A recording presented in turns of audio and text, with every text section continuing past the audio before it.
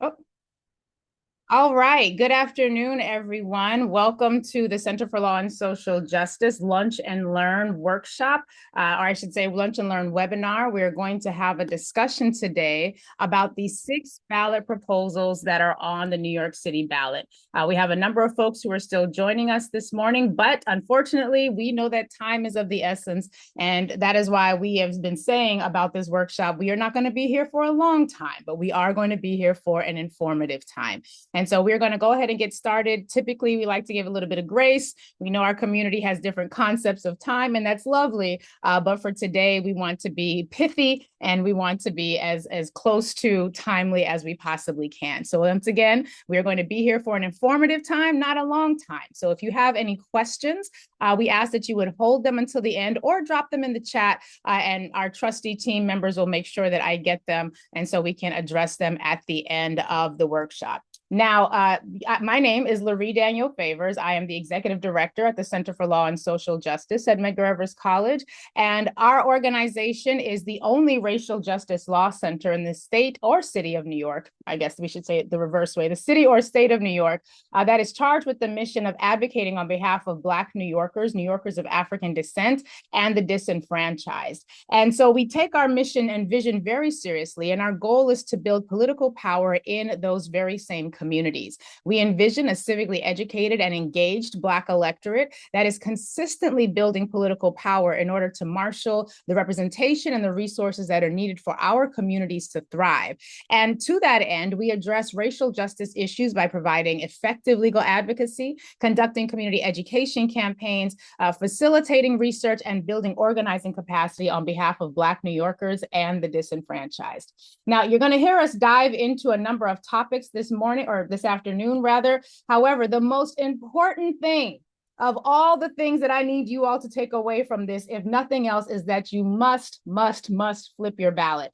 We are clear, and we always speak with our community members about the fact that elections are simply the hiring mechanism for us to pick the politicians who are going to be making the leadership decisions for our community. So we frame it this way, very simply: politics is simply the science of distributing resources. Those resources might be schools, be they good schools or bad schools. The resources might be hospitals, be they well-funded hospitals or poorly funded hospitals. Resources might include infrastructure for your roads, your bridges, your train stations, broadband access, who gets it and who doesn't. Resources might include access to fresh water, access to housing opportunities, access to job opportunities, access to quality education, regardless of the physical environment of your school system.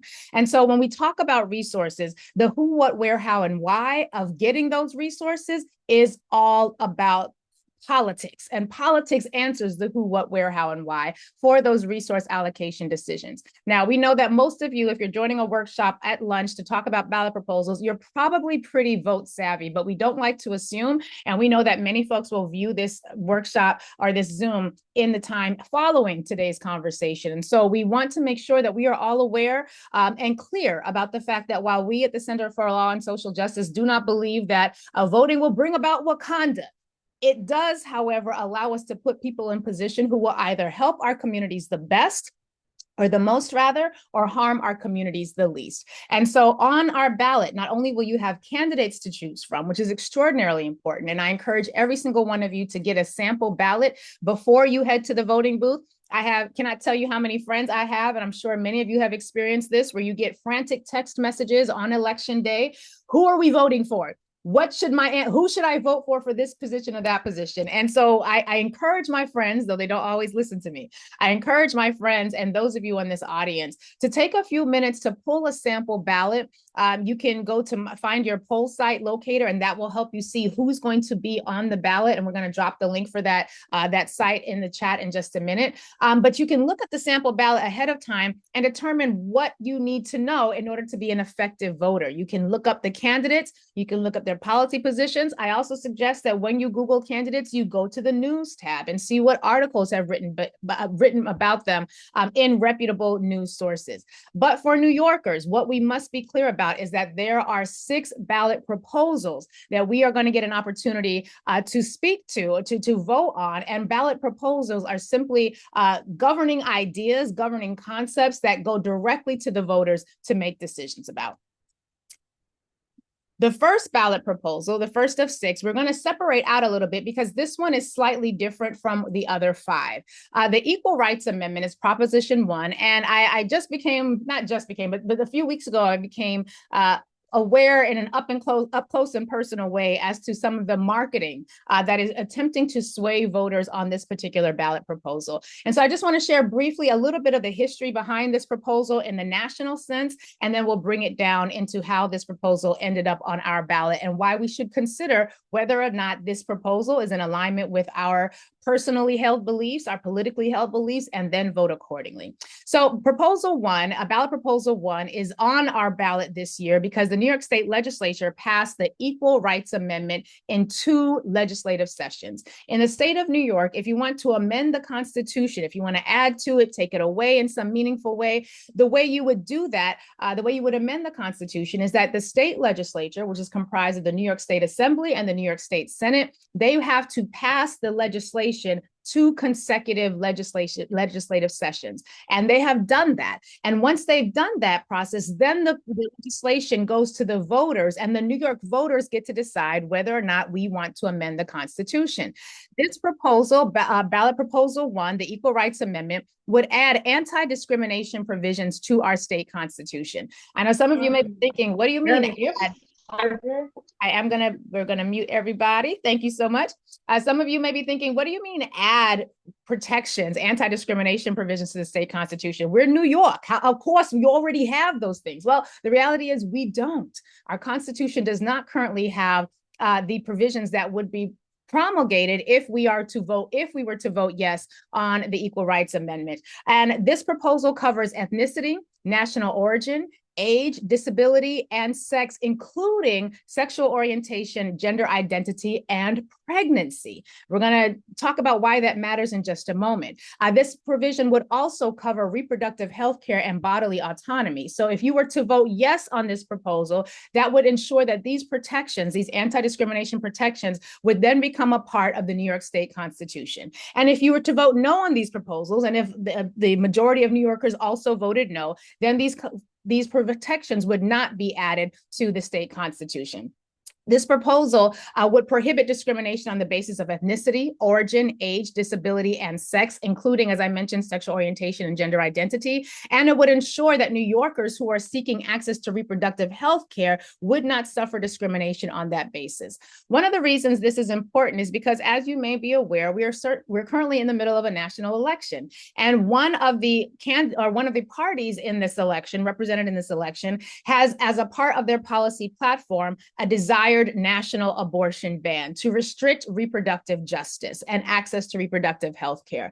This provision, it is hoped, if that should happen, if there were, for example, federal legislation that would be designed to discriminate in any of the ways that I mentioned just a moment ago, that our state constitution might still allow for some protections here in the state of New York. Now, we know that there is a tension between the powers of federal government and state government. And so, like the Voting Rights Act, for example, we have federal Voting Rights Act legislation. But unfortunately, due to lawsuits, particularly the Shelby v. Holder case, which came down in 2013, it went before the Supreme Court. Thanks to the lawsuits that have been filed against the National Voting Rights Act, the power of the Voting Rights Act to protect our votes and to expand democracy has been gutted. In 2013, there was that Supreme Court decision, Shelby County v. Holder, which essentially took away one of the most powerful provisions that we have to protect our rights as voters. And then subsequent litigation has done what they call death by 1,000 cuts. And so the Voting Rights Act is a mere shred of what it used to be, and it has only a fraction of the power that it used to have in order to ensure that all of us were protected from discrimination at the ballot. So in the state of New York, the Center for Law and Social Justice, following the leadership of a ton of organizations and in coalition with a number of groups, was able to fight for collectively a New York State Voting Rights Act, which allows us to have the protections of the Federal Voting Rights Act, most of them. We won't quibble about the persistent disparities, but most of the protections of the Federal Voting Rights Act, even though they're no longer in existence at the federal level, we now have at the state level. And so the idea behind this proposition would be similar to that. Regardless of what's happening at the federal level, people in New York have an opportunity to determine whether or not they want to provide state constitutional protections against these forms of discrimination. All right. Now, having said that, and as I mentioned at the beginning, for those of you who are coming in, if you have questions, we encourage you to drop them in the chat. Otherwise, we're going to move through this and we'll take all questions at the end. So thank you so much for that. Now, that's the first ballot proposal. And the reason we separated that ballot proposal out is because in addition to all the details I just mentioned, that first ballot proposal, that's a statewide proposal. Doesn't matter where you're going to be in the state of New York, you are going to have an opportunity to vote on Proposition 1. However, in New York City, we have 5 additional ballot proposals that we are going to get an opportunity to consider. And we're going to talk a bit more in depth about those because it's something that is going to have particular resonance for those of us who live in the city. Now, before we get to the ballot proposals, I just want to start here with a reminder about what we mean when we say checks and balances. And these definitions I'm providing for you now, you can find at a variety of sites. We like to use politicaldictionary.com for some of these things, but you'll see this sort of language everywhere. But what you see in front of you is a graphic that shows the 3 branches of government: Congress, the presidency, and the Supreme Court. And this really, and they're using different language here, but we often like to talk about Congress as being the legislative branch, the presidency as being the executive branch, and the Supreme Court would be the judicial branch. Now, that's at the federal level. And at the federal level, we understand that there are these concepts that we refer to as checks and balances. So looking at this example, the president, which is the executive branch, is the commander-in-chief of the military. That's a power. The check on that power is that Congress, which is the legislative branch, approves military funds. And so Congress is able to provide limitations or create limitations on the executive power of serving as commander-in-chief in that particular way. Another example would be the president, again, the executive, nominates federal officials. But it's the Senate, which is the legislative branch, that has the ability to confirm those nominations. So this allows the legislative branch to put a check on the executive. Now, both the House and the Senate have to pass a bill in the same form in order for it to become law. Those are mutual checks that ensure that neither the House nor the Senate has exacerbated, or sorry, I should say excess power. We can quibble and debate in another forum about whether or not the Senate is actually as democratic of an institution as it should be. That is not the purpose of this conversation today, although I have many passionate feelings about it that I will happily share in another setting. Once our legislative branch does indeed pass a bill, then the president, again, the executive, has the power to veto it. That's a check on the power of the legislative branch from the presidency. However, Congress has a reverse check and would be able to override the veto if they have sufficient votes. The idea here is that with a tripart government where you have the executive branch, the legislative branch, and the judicial branch, the idea behind the way the American democracy was set up is that neither of those branches should have excessive power over the other 2. And all 3 exist in a relationship that allows the other branches of government to hold each other accountable. Again, striving for balance, and we can quibble about whether or not that always happens, but they're striving for balance. At least that's the theory behind it. So I want you to hold that information close to you when we're talking about what these ballot proposals look like, because some of the tension behind the ballot proposals, numbers 2 through 6, really centers on a shifting in the balance of power. So having said all of that, let's dive into our discussion about these proposals. Now, we described this as a conversation that was going to allow us to talk about the good, the bad, and the ugly, because unfortunately, when it comes to some forms of government, it can get messy. And the ballot proposals 2 through 6 definitely were born out of a very messy, some might say ugly process, regardless of how you feel about the proposals. And we're not here to tell you how to vote on the proposals. That's a choice you get to make. That's the power that you have as a voter. But we are here to explain the background, the history, and the potential implications of these proposals. And then once you have that information, we encourage you to continue doing your research. And when you go into the voting booth, carry that information with you so that you can be a part of being the check and balance on our city government. Oh, and actually, I'm going to come back to this really quickly because this example of checks and balances at the federal level is also mirrored at the state level and at the city level. We have our mayor, which is the executive. We have our city council, which is the legislative branch. And then we have our court system, which is the judicial branch. And so the three branches of government that we have at the federal level, again, we have a version of it at the state level and a version of it at the city level. And today, obviously, we're concerned about the city level. Now, the path for these particular charter-related provisions, as I said, it's been messy. It's been very messy. In the spring of this year, the New York City Council put forward, or were going to put forward, a ballot measure that was going to change the power that they had when it came to approving some of the mayoral appointees. And what I should also say at the outset here is that these are proposals that would exist regardless of who is in office in city council. These are proposals that, if voted into law, would exist regardless of who is the mayor. So this is not about particular mayors. This is not about particular city council members. This is about understanding the balance of power and how power shifts and whether or not we, the voters, are in agreement with that. So earlier this year, without getting too much in the weeds, the city council put forward a ballot measure to expand the advice and consent process that they have. And this would allow them to have a different sort of relationship to mayoral appointees. Now, obviously, this was a move that might not have landed well when it comes to some folks who are a part of the executive branch of our government. And so at the same time, Mayor Adams created a charter revision commission. And unfortunately, the way that the charter revision commission was assembled created opportunity for folks to raise some questions and to voice some concerns. And the charter revision commission included as members some of the mayor's very close allies, some of whom were donors, some of whom actually had business before the city council, as you can see here. What we also know about this process is that when a city council body in the state of New York wants to put something on the ballot, and that proposal that the city council was proffering this spring is something that would have had to go on the ballot, if after the city council has notified the public that there is a proposal that they want to put on a ballot, and this proposal would have allowed them to have more authority over certain mayoral appointees, the mayor or the executive has the opportunity to do the same thing. And the way the law works in New York State is that if the mayor decides to put forward something on the ballot and the city council has decided to put something on the ballot, or whatever your local municipality body might be called, then the mayor's proposal trumps.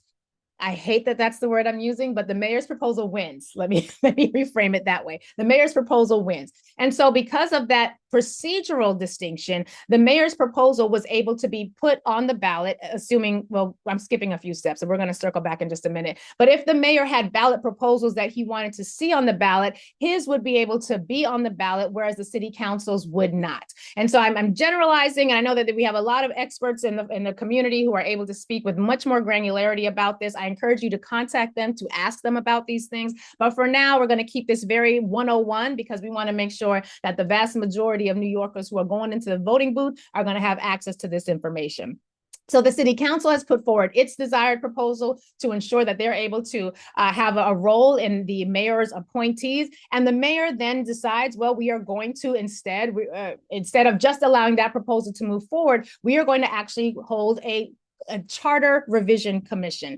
And so a charter review commission. A charter review commission is a body that has the ability to, after hearings and listening to testimony and listening to subject matter experts, they have the ability to propose items that could also go on the ballot. And if at the end of this charter review commission, the commission members did in fact have ballot proposals, those ballot proposals would be on the ballot instead of the city council's proposals. And that is in fact what happened. So because of that legal clash, there was a lot of attention being paid to what was happening here. It didn't seem quite like this Charter Review Commission was like many of the others. Some might say I'm a little biased. I have served as a New York City commissioner for the New York City Racial Justice Commission. And so that gave me a lot of insight into what normally happens when there is a Charter Review Commission. And we're going to talk a little bit about how some of those things did not happen in this particular case.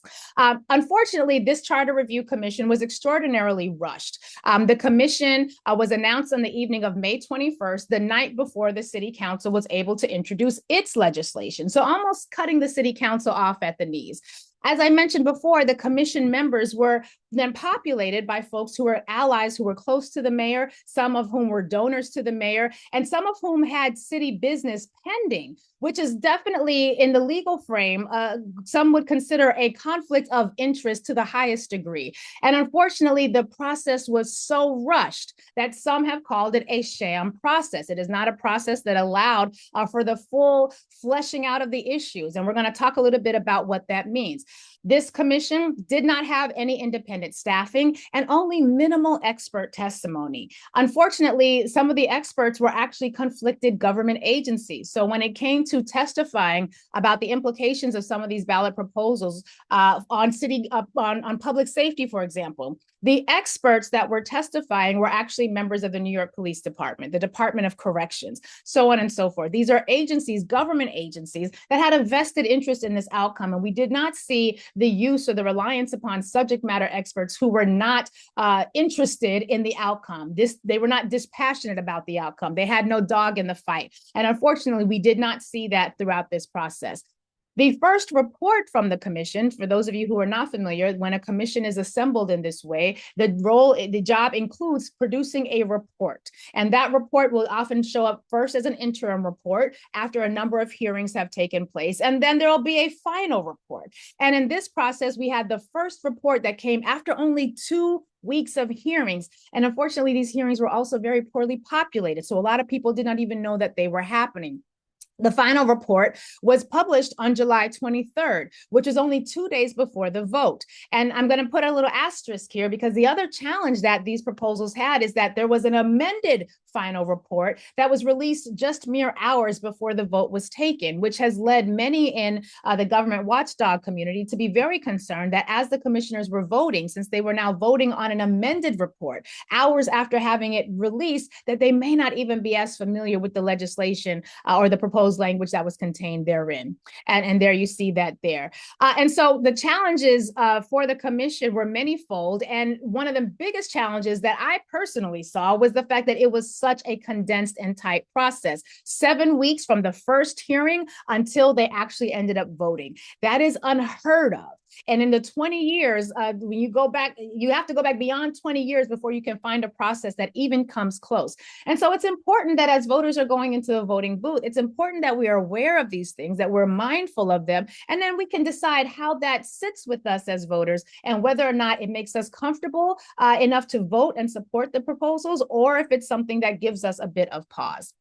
Now, you may be wondering, well, when were these hearings? I didn't know about these hearings. Well, the hearings took place in that 7-week period. And as you can see here, here's some coverage from the city and Gothamist. And you can see that in Queens, we had largely empty rooms at some of the hearings that they held there. In Staten Island, as you can see, you got a handful of people, lone members of the public who were able to get to these hearings on time. And as someone who has served on a New York City commission that had the capacity to amend the charter, one of the things we were always concerned about was making sure that the public was aware, because our role as commissioners is to hear from the public, to talk with experts, and to make sure that we have an informed process. And the watchdogs in our community, in our political community, in our legal community, have raised a number of concerns about the fact that most people simply did not know, did not participate. And again, the process was extraordinarily rushed. So we're going to talk about the substantive components of the proposals and the fact that they do indeed shift power that pose danger to voters. And what we mean by that is it is always something to be mindful of when you are seeing one branch of government take power from another branch of government. That is dangerous because, as we started in the beginning, the balance of powers and the checks and balances is a fundamental underlying principle of democracy in this society. And so when you have one branch of government that seeks to shift power from other branches of government to itself in ways that would allow for those checks and balances to no longer be functional, that's extraordinarily dangerous for the preservation of democracy. What you're going to see, and we're going to talk through the language of each of them, we're not going to go super into the weeds. I just want to give a cursory view of what's happening, but the ballot language that was used for these proposals is extraordinarily vague, and it's very misleading when you look at the language that you're going to see on the ballot proposal as compared to the implications of what those ballot proposals would actually do. There is a disconnect. And so whenever there is a disconnect between what's printed on paper and the lived reality or the practical applied reality of a thing, we consider that to be a danger.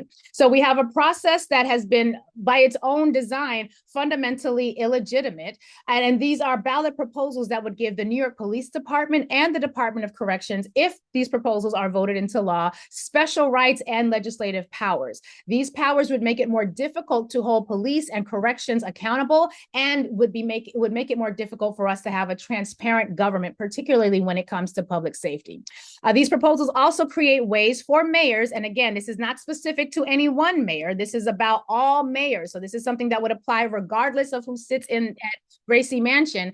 It creates ways for mayors to block bills that they don't like, to derail bills that they don't like, particularly bills that are related to provision of services for New York residents.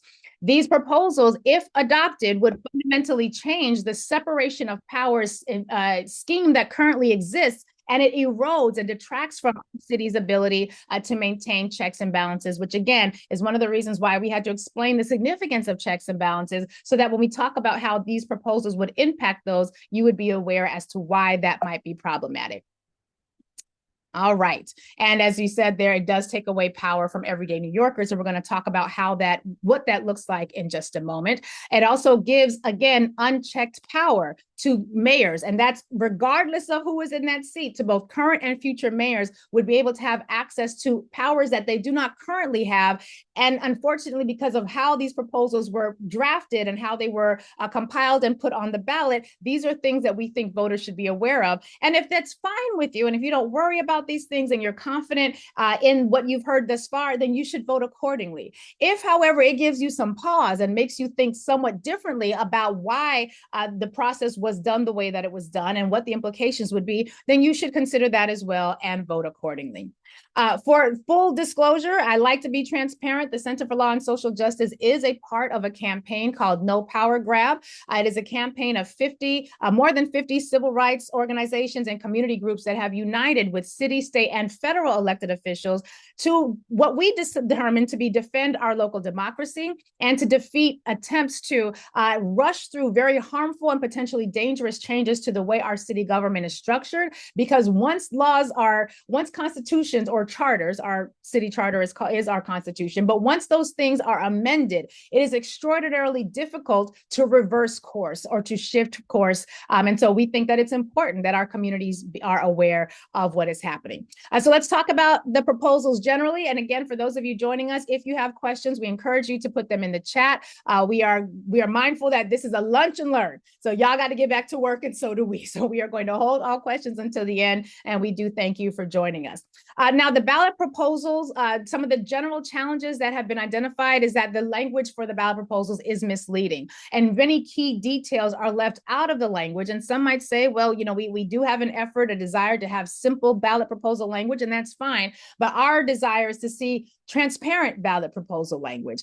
And the propositions 2 through 6, again, eroding checks and balances and the separations of powers, makes it more difficult for New York City branches of government to actually deliver for New Yorkers, and unfortunately gives more unchecked power to the office of the mayor in ways that takes power away from everyday New Yorkers. With that, let's move into the proposals themselves. So this is the language that you're likely going to see on your ballot. Cleaning public property. This is ballot proposal 2. Who would not like public property? Our house is in Bedford-Stuyvesant, and one thing we do know is that we want public property to be clean. We want to have a clean city. We all desire that. And this is a proposal that would amend the city charter. You see the language here. This is what you'll see on the ballot. Would amend the city charter to expand and clarify the Department of Sanitation's power to clean the streets. Now, that sounds amazing. I too want clean streets. The challenge is that ballot proposal two leaves out some pretty significant language about what it would also do. In addition to cleaning public property, and as you see here, it would allow for disposal of waste in waste containers, which is curious because we already call for disposal of waste in waste containers. We don't need a city charter, a ballot proposal, a city charter amendment in order to give the Department of Sanitation power that the Department of Sanitation already has. And that's one of the reasons why this language is misleading, because what's not mentioned on the ballot is text that is in a third section of this proposal that will essentially ensure, hold on, let me get to my notes. I want to get to the right section. What it would essentially do would allow the Department of Sanitation the ability to provide tickets to street vendors, most of whom are women of color, on all city-owned property. And it would expand policing power and would provide policing power to the New York City Department of Sanitation. Now, none of that language is in the ballot proposal, but when we think about expanding police power in a city that currently has a New York City, our New York City budget for policing is more than 11 billion with a B dollars.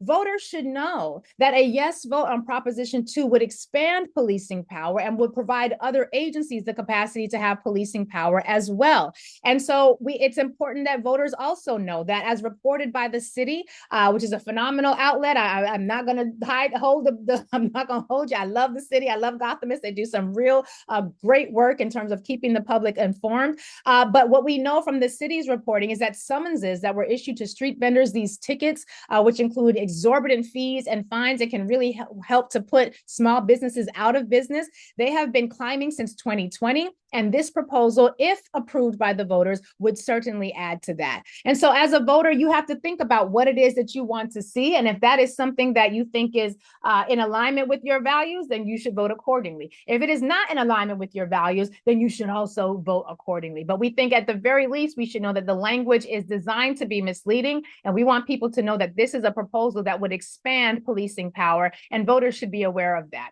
Now, because of that, we want to be specific about some of the harms that it proposes. It provides a new layer of criminalization. It would increase enforcement against and the targeting of small businesses, particularly, again, those street vendors. It would provide for the targeting of unhoused New Yorkers for sweeps, as opposed to providing unhoused New Yorkers with housing and services. And we think that voters should be aware of this when they go into the ballot box in order to make their voices heard. The third ballot proposal is called Additional Estimates of the Cost of Proposed Laws and Updates to Budget Deadlines.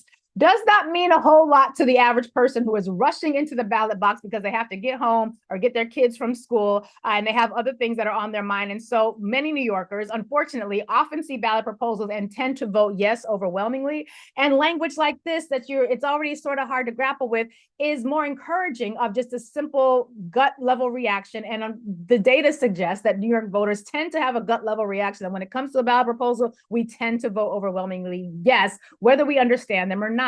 As you see here, the language says this proposal would amend the city charter to require fiscal analysis from the council before hearings and votes on laws, and authorize fiscal analysis from the mayor and update budget deadlines. It sounds amazing. I want fiscal analysis. I think it's important to be fiscally smart. However, we got to be clear about what this really means. This, again, is another proposal that would erode checks and balances, because we already have the capacity to examine budgets and to examine the fiscal decisions that our city council members are making. But it does make the city council budgeting process far less transparent, and it would delay budget deadlines for the mayor. And that means that it would give the public and oversight bodies less time to analyze and respond to the mayor's budget proposals. Now, a lot of you may recall just a few months ago, the city was in an uproar, or I should say residents and organizations in the city were in an uproar because of the proposed budget cuts. In fact, this isn't even just months ago, it's going back over a year now that there have been concerns about budget cuts. There were cuts to the budgets for libraries. They had almost completely eradicated summer youth employment. And there was and these were not city council budget proposals. These were proposals that the mayor's office had promulgated. They were cutting budgets such that libraries had to shut down a day a week, and they were limiting the ability for social services to be provided that our communities desperately rely on.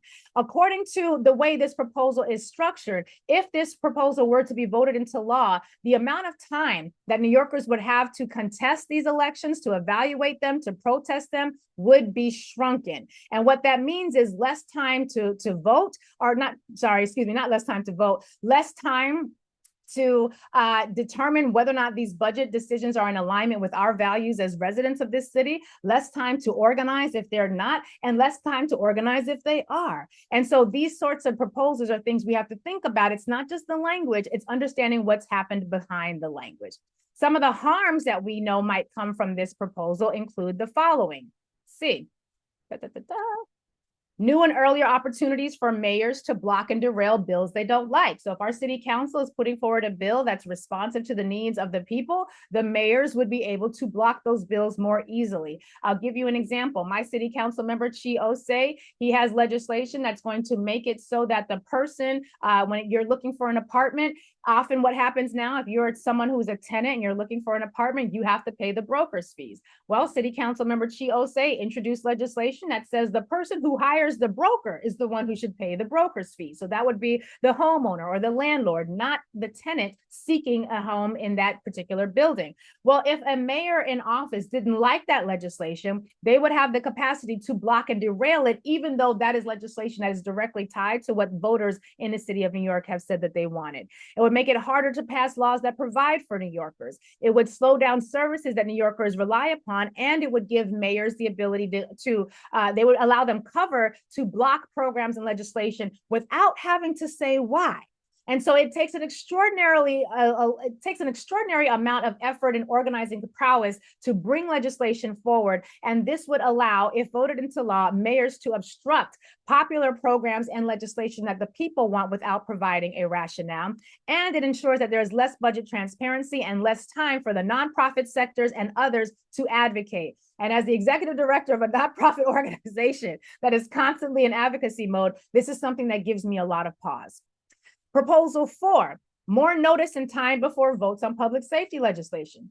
Seems perfectly harmless. This proposal would require additional public notice and time before the city council votes on laws respecting the public safety operations of the police, correction, or fire departments. Seems completely harmless. Don't even know why we have to talk about this. Why wouldn't I vote yes? Well, you might want to think about that. So Proposition 4 has a couple of realities behind it that we should consider. Again, it erodes checks and balances. It removes power from the city legislature and allows it to be held within the mayor's office. And again, that's regardless of this is not about specific person. This is about position, and it's about power. It would change the way that laws that regulate the Department of Corrections, the police department, and the fire department, it would change the way that those laws are passed.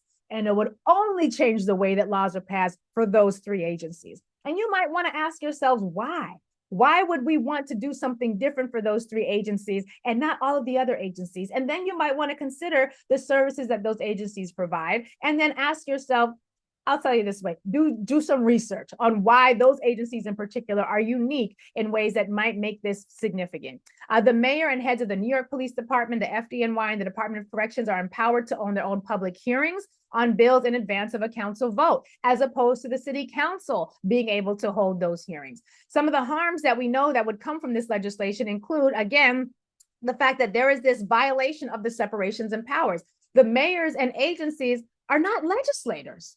They don't make laws. They don't have the legislative capacity, but this proposal would give them, if voted yes, would give them the power to hold legislative hearings. It creates special rights that do not currently exist for the New York Police Department and the Department of Corrections. It's a deliberate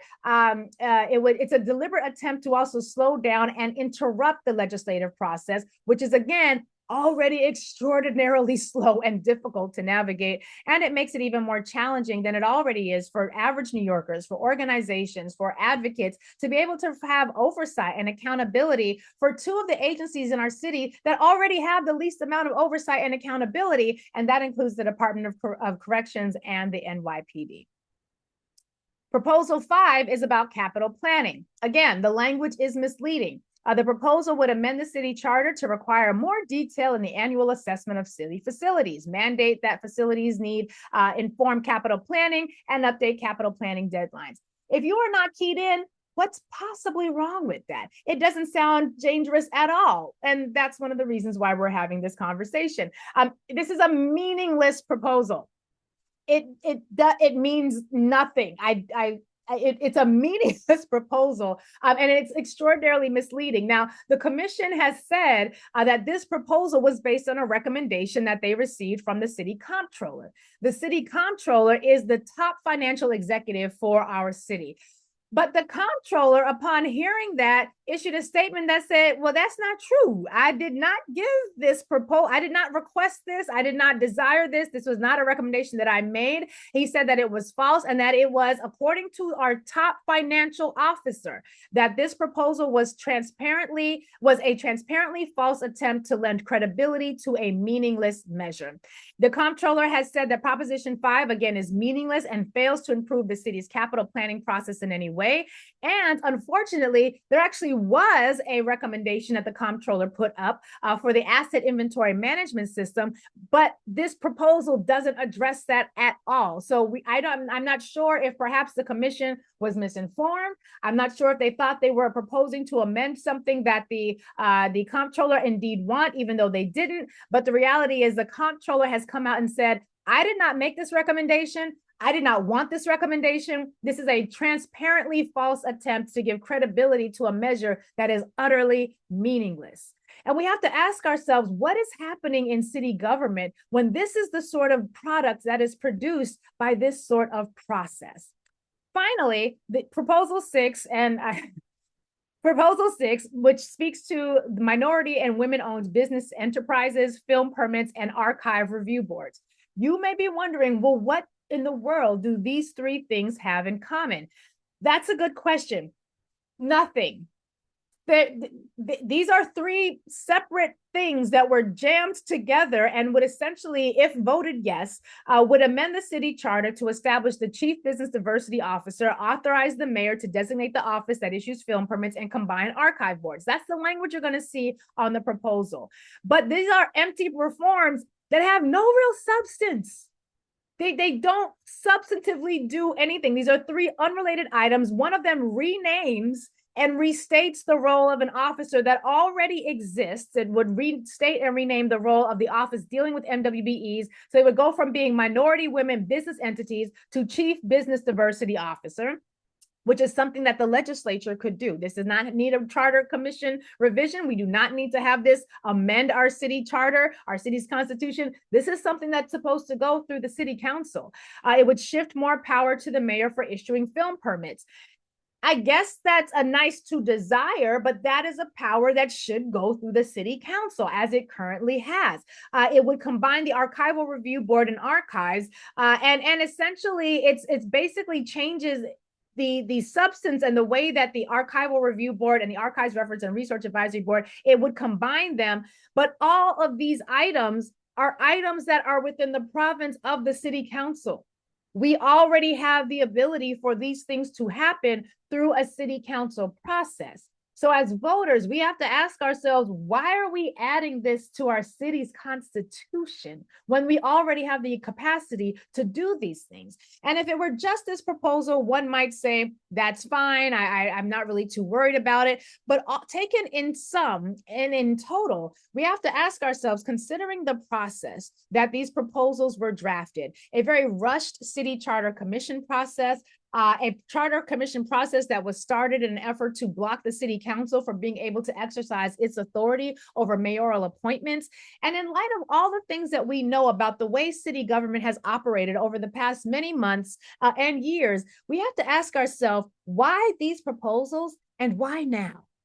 We have to ask ourselves as voters, what would it mean for us to consider how these laws would change our constitution in perpetuity? And do we need to change our constitution to accomplish things that we can already do through a city council? Do we need to change our constitution so that we are shifting the balance of power from those checks and balances, which are so fundamentally important and which we have at the federal level, at the state level, and at the city level? And we have to ask ourselves why we are being asked to remove power from one of the entities that is a check and holds a balance as against the mayor's office, why are we being asked to consider that reallocation of power in this time? And what benefits do we New Yorkers get out of that sort of reallocation of power? Now, I am not here to tell you what the answers to those questions are, but I am here to provide the information so that we can go off into our private spaces and our family group chats and our WhatsApp groups and wherever we're at and think critically about what we are being asked to do when we are going into the voting booth. We have 6 proposals that we are called upon to consider. The first, the Equal Rights Amendment, which again would prevent discrimination on a whole host of issues that are not currently covered by our state's constitution. And then these 5 proposals, proposals 2, 3, 4, 5, and 6, that are a part of a process that for all intents and purposes has been muddled, it has been messy, and it was triggered as a result of an effort from one branch of government to stop another branch of government from exercising its check and balance power. And so you now have a decision to make.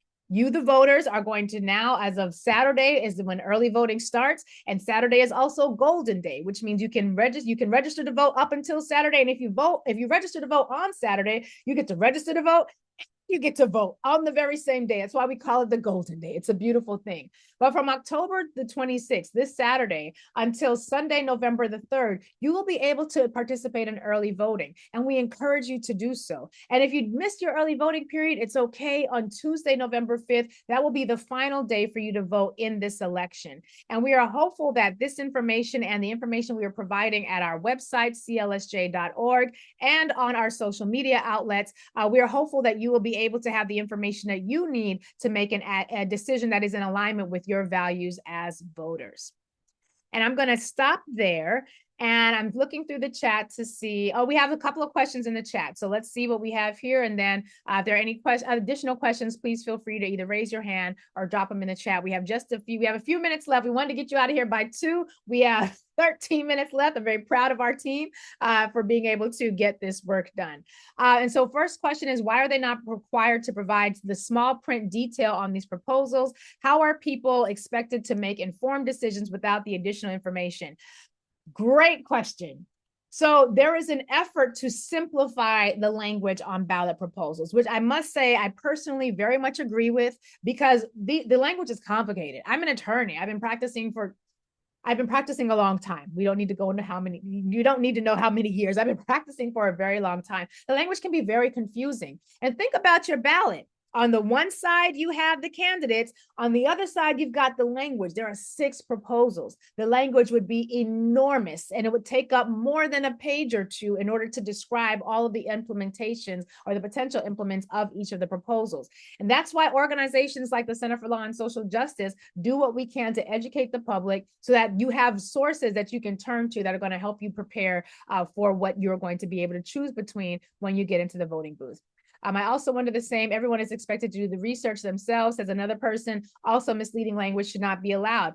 Yeah. So democracy it's a muscle sport, right? You got it. Then when people say you got to do your research, One thing I like to remind people is your research, if it is algorithmic driven, it is not real research. I encourage people, because if you go on Google right now, if all of us were to go on Google right now and search for the same topic, we are not going to get the same responses. The responses we would each get from our individual Google searches are responses that are based on what we have already told Google we like in terms of information. So if I'm constantly watching gossip channels, if I'm constantly on, shade room-esque type spaces, no shade to the shade room, but yeah, if you know, you know. If I'm constantly in those spaces, when I go on Google to search for something, I'm going to get search responses that are in alignment with the past search histories that I've already had in my relationship with Google. If I'm someone who's searching out Amsterdam News and Our Time Press and BK Reader, and I'm constantly looking for Black-owned news sites to give me access to information, capital B, so Word in Black, so on and so forth, then when I search for that same thing on Google, I'm going to get responses that are in alignment with that search history. So I encourage people, go incognito when you are searching for things, if you want true information, actual research that's not based on your algorithm. But your question is a good one. Why does everyone have to do their own research? And why are we expected to research things ourselves? Well, that's how a democracy works. If we didn't have a democracy, we'd have a monarchy. And the monarchy, the king or the queen, would get to make all the decisions. Who's going to get a good school? Ask the king or the queen. Who's going to get a good hospital? Ask the king or the queen. Who's going to get a nice supermarket? Well, what did the king and the queen say? In a monarchy, the king and the queen make all the decisions. The people don't have to research nothing because the king and the queen won't make the decisions. In a democracy, the people make the decisions. And so doing our research is our part, is how we show up in a governing society that says we want to make the decisions, because we don't want a king and a queen making all those choices. We don't want them deciding who's going to get the supermarket and the hospital and the school. And so, yes, being a part of the democracy does require that we do the research. It does require that we're civically engaged. And one of the things I like to be very mindful of is to remind people that from 1619 until 1964, when the Civil Rights Act was passed at the height of the civil rights era, people like me killed for having this conversation. We were not allowed to have this conversation out loud. So we didn't get the chance to understand or to learn about how laws are made, or how political parties are formed, or how you create a deep bench of potential candidates. We didn't get a chance to learn those things because we were living in segregated America.